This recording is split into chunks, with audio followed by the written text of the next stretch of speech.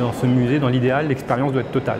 Mais convoquer tous les sens, c'est compliqué parce que l'alimentaire, dans un musée comme celui-là, c'est pas facile à mettre en œuvre. Et nos invités ont cette chance de pouvoir manger l'exposition d'une certaine manière. On voulait revenir sur cette idée d'une transformation qui illustre le plus possible une espèce de goût original et originel. Le dîner de ce soir est à la fois surprenant et en même temps, je l'ai pensé pour qu'il reste éminemment simple en fait. Si je n'avais pas respecté cette simplicité, en fait, je n'aurais pas respecté le geste préhistorique. Du coup, ce qui nous a permis de travailler des produits qu'on avait un peu laissés de côté, avec le lichen. La terre aussi, je vais faire un peu manger de la terre ce soir.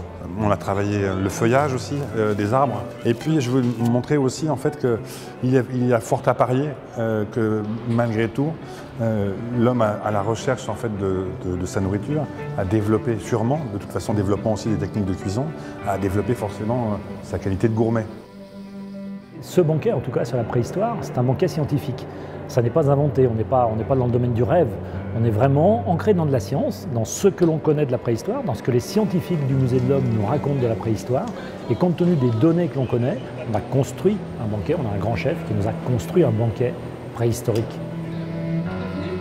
Tout site archéologique ancien est déjà une exception de conservation. Et quand il y a des choses conservées, en général, on ne trouve que du minéral. Donc difficile de parler d'alimentation alors que pratiquement tout l'organique a disparu. Mais on a des preuves indirectes. Celles auxquelles on pense tout de suite, c'est les ossements.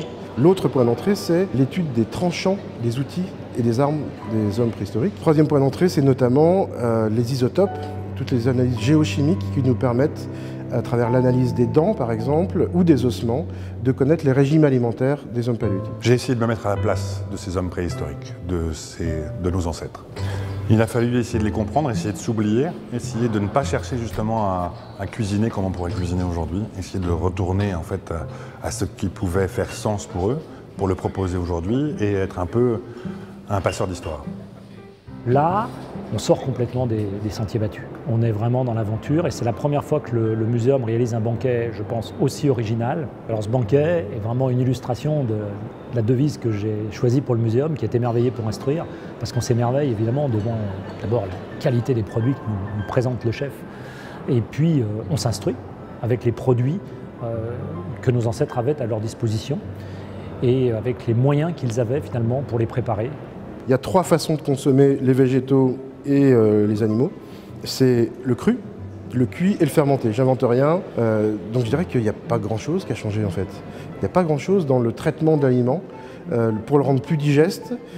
Mais le plus important, c'est que dès les premières périodes de l'humanité, dès les plus anciennes périodes de l'humanité, l'alimentation est un fait culturel. Après, dans tous les cas, ce qui est important, c'est de se faire plaisir aussi. L'alimentation, c'est du plaisir. Donc, bon appétit.